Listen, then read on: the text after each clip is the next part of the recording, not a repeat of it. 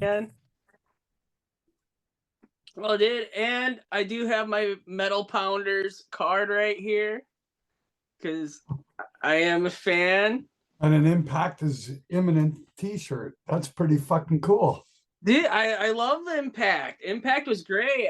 When I got it, I was like cranking it up, and there was a song on it I absolutely loved, and I thought it was Shark Week. I was like cranking it up. I was like, Shark Week, yeah. It was Shockwave. It was, Shark Week. I it love was, it. Hey, yeah. I had someone who heard the song uh, Thumb Hang, and they thought it was saying Tom Hanks. Did, not every time I hear toe hang, I'm gonna think you're saying Tom Hanks now, Yeah, right. Tom Hanks. Yeah, right. Actually, maybe one time when you play live, maybe you could switch it up and say Tom Hanks, see if anybody Well, knows. look at it. When we play live, when we were doing This Is 13, when I play in Quebec, I sing This Is Poutine.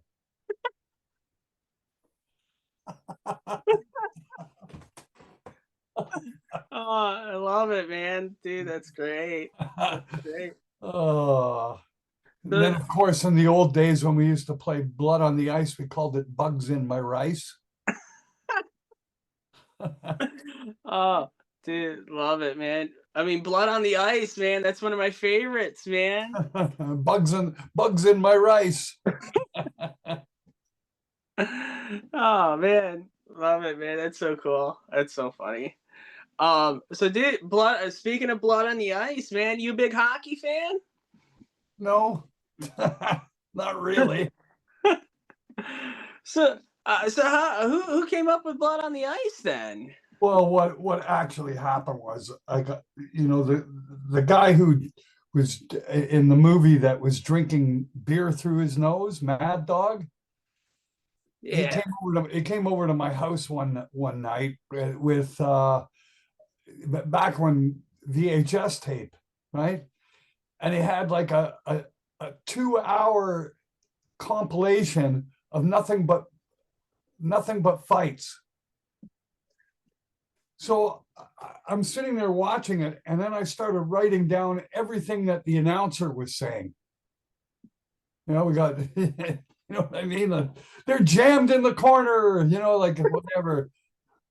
Look at those Oh, rookie rabbit punches, stuff like that. And I go, oh fuck, that's a great line, rookie rabbit punch. You know what I mean? oh, I love it, man. And another one of my favorites that is kind of like that is pro wrestling. The song "Pro Wrestling." All right, yeah. What about that? Was that like a similar kind of story, or? Well,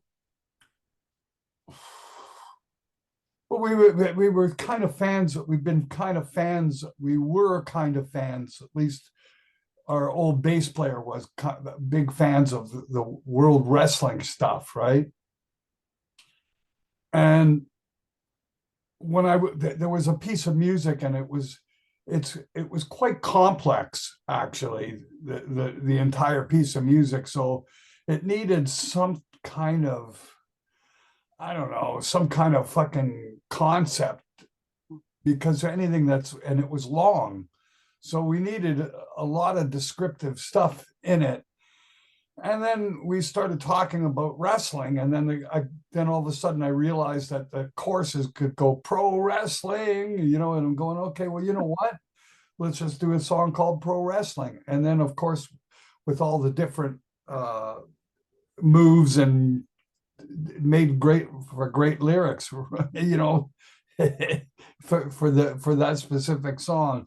Although listen, what are you going to say? Uh, you find something that fits and you use it. That's it. Right. Well, do you have a favorite wrestler? I think I liked Hulk Hogan.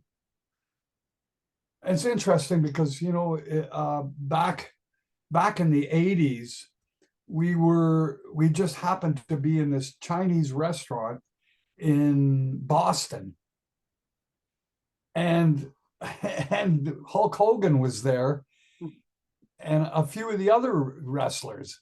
And oh my God, when you see them in person and you stand close to them, man, do you feel small?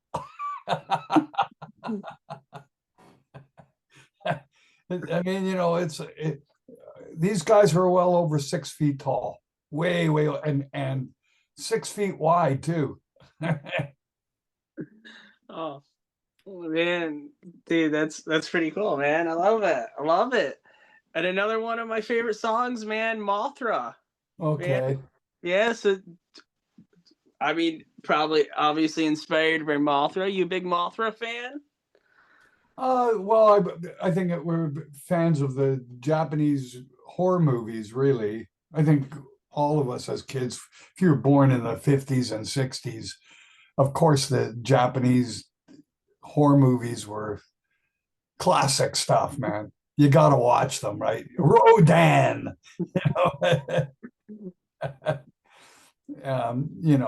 Godzilla, obviously. And yeah, just interesting and great made for great subject, I guess. So yeah, we wrote a song called Mothra.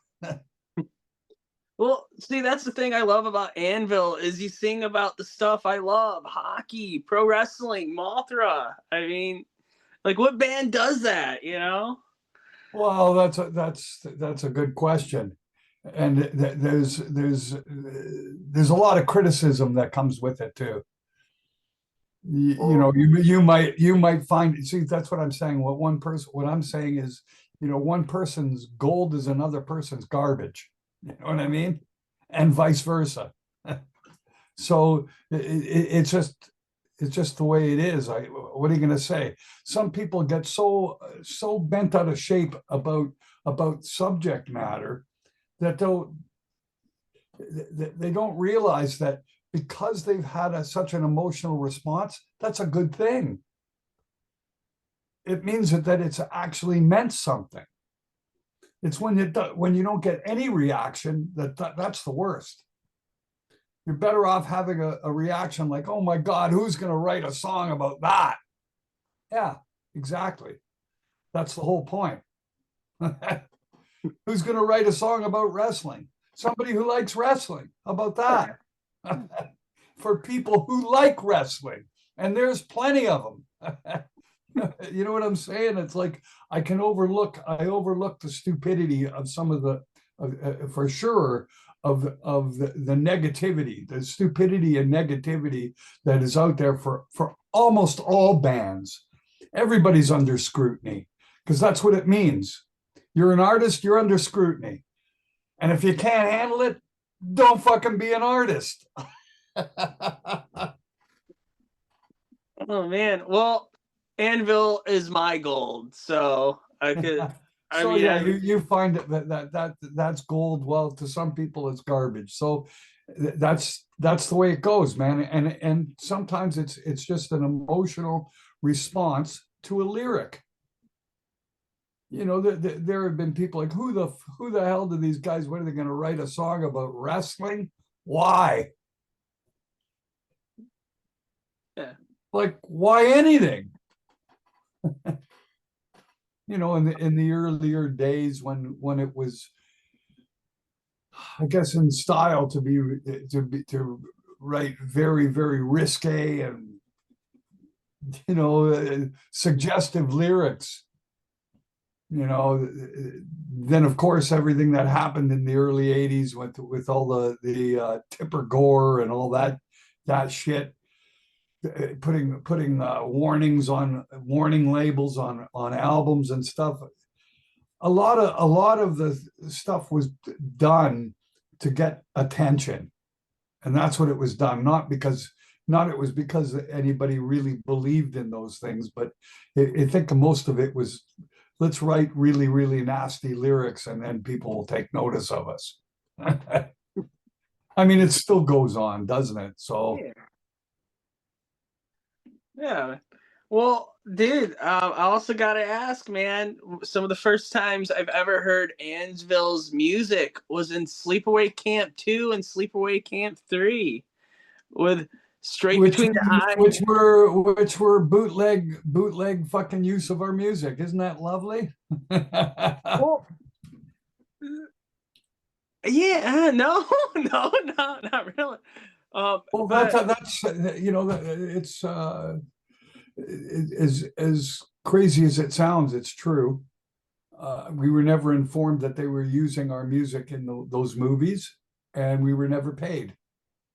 So, oh, not good stuff. I mean, there's a laundry list of that shit from our career. And you know what? Quite honestly, I think every band has suffers from that on at some point or another. Anyway, like if you're putting out you're fairly popular and you're a metal band, you can bet that in South America they bootlegged you. yeah, I think I used to have like a bunch of like bootleg cassettes from like South America. Yeah, of I course, still because they don't stop anybody from doing it. And there are even labels that you know, put out music that doesn't belong to them. Who's going to go chase it? And even if you do, what are you proving? What good is it going to do? It's it's crazy, man. It's crazy. A lot of bands don't even bother getting a record deal in South America at all because what's the point? What's the point? You can find it anyway by buying a bootleg. um also I gotta ask about doing the Frosty the Snowman. Oh, geez. Tell me about that, man. Well, I don't know what there is to tell you about it. There's, of course, some kind of short list or whatever that was going around to the production people for those albums, which is Bob Kulick, the late Bob Kulick. He was involved in producing that stuff, and I got asked. It might have been Wendy Dio that made the decision, and I got asked to come to do Frosty the Snowman, which was okay. Okay, I'll sing Frosty the Snowman. A Jewish guy singing some Christmas carols. Great. Well, because I thought about well, Frosty the Snowman isn't it's not very Christmassy. It's wintry, but it doesn't really mention Christmas. So, No, true enough. True enough. True uh, enough. So, it's not all wrong. did you think about doing like a Hanukkah song? We did. You did.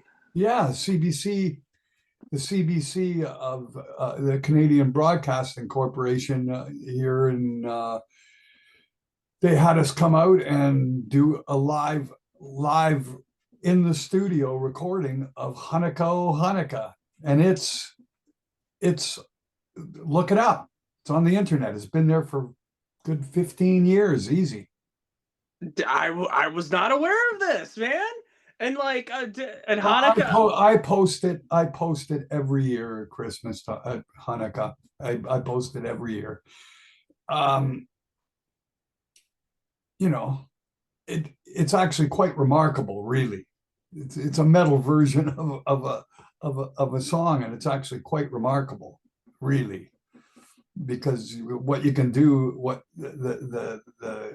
the options that metal can open, it's unbelievable. It really just about anything can be metalized, really, if you Um, wanted to. because LA Guns they did Dreidel. They covered Dreidel. So now Oh. I got like two songs on my metal Hanukkah playlist. So there'll be two Oh, of them. go check it out. It's on YouTube. You can find it. It's pretty easy.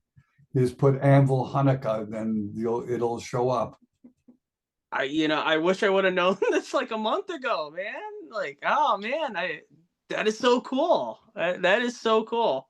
In fact, if you wanted to, if you didn't want to look it up there, if you go on my if you go on either the Anvil Twitter or X or Lips Anvil X, I've posted those videos back at Christmas time. All right on, man. Um, and I gotta ask it, touring at ACDC, how was that? Was that pretty awesome? Oh yeah. What was really amazing was introducing my son to Angus Young. My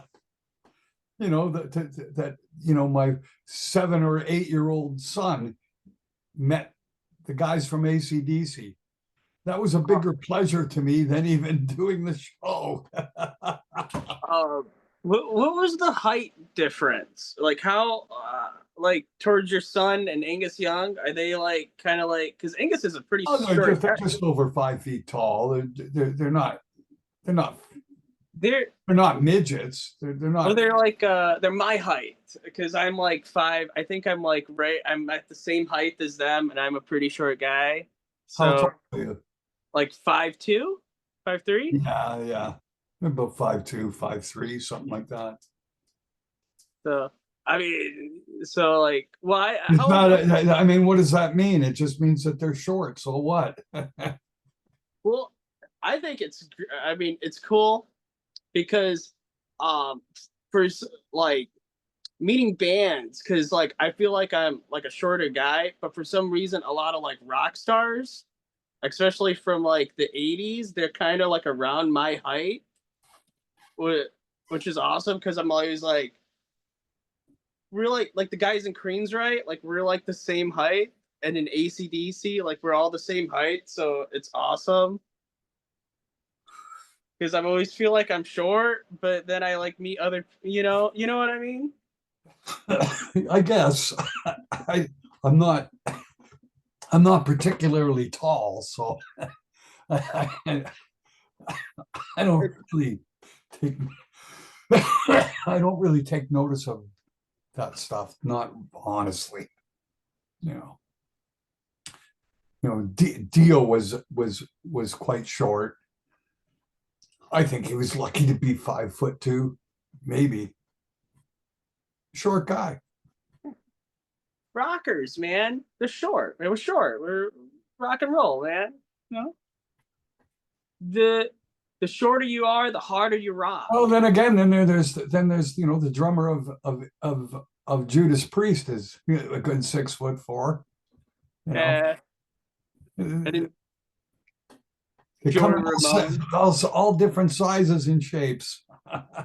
Joey Ramone, like he was pretty tall. He's a tall dude. Yeah, Dave Mustaine is tall. So Dave is so pretty. so is James Hetfield. They're tall guys, man. They're over 6 feet tall. Yeah, I guess that is true. I did meet Dave Mustaine, and he did kind of tower over me. So Yeah, that's that's just their height. It's the personality. It's who's inside. What's the soul? That's the most important thing. You can be 10 feet tall with a huge soul. did another album I really love, man. Legal at Last, man. That might be one of my favorite Anvil albums, man. Okay. We Nabbed in Nebraska, the title track, man. So Uh, tell me about recording that, man.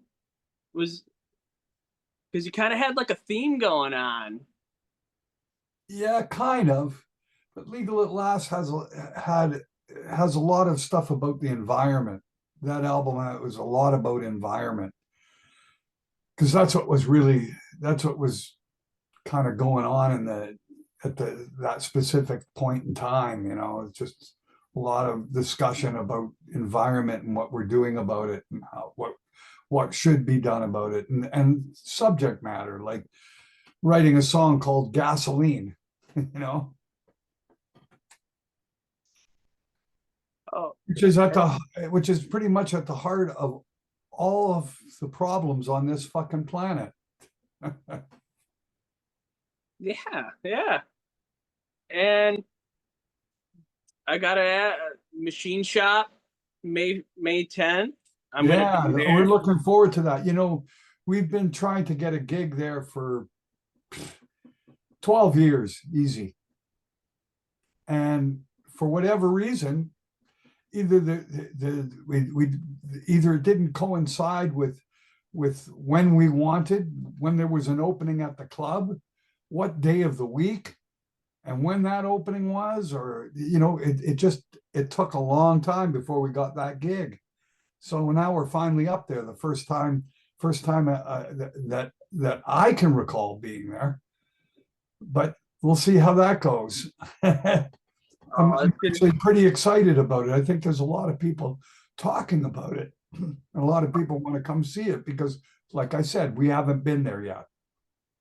it's gonna be great, man. It's gonna be great. I'm excited. Don Jameson is opening.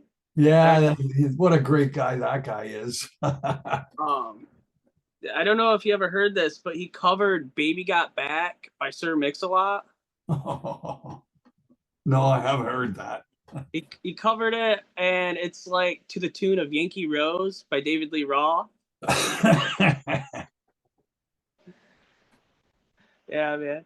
Well, dude, I gotta say thank you so much for doing this, man. I don't want to take up too much of your time, but Well, it's okay. I haven't got anything else to do. but it was so rad of you to do this, man. I'm such a huge fan. I'll see you May 10th at the Machine Shop, man. Okay, I can't wait. Let's do it. All right. Hey, maybe if you play Toe Hang, maybe sing If Tom we play Hanks. Tom Hanks. Yeah, yeah. Uh, Yeah. we just actually recently brought back in the song Jackhammer, which is Ooh. yeah, so that's been kind of cool. Yeah, I mean, a fun time will be guaranteed for all. What can I say? It's That's what gonna be a that's what we do. We go bring a good time to it wherever we play, and gonna be a, that's all that matters, man. it's gonna be a party, lots of head banging, lots of drinking, lots of crazy. It's gonna be great, man. I'm excited, man. Okay, me too, man. All right, man. Thank you. All right. Bye. All right, you have a good afternoon, and I'll see you at the gig, man. I'll be there. All right. Bye. All right, bye bye.